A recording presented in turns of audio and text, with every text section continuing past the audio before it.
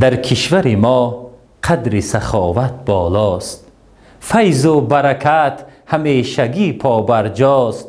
خاک سیه اندر کف مردم طیلاست، دستی همه در جاده تقدیر رساست. شکرانه از این هستی خرم داریم، بر همدیگر اعتقاد محکم داریم.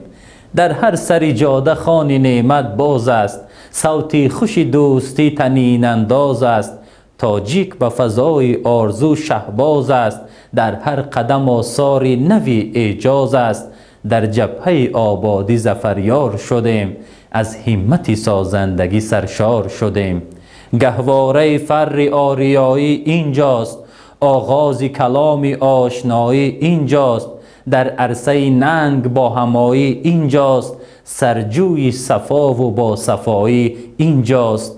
آزاده مکان خلق آزاده وطن، یک پاره از بهشت افتاده وطن.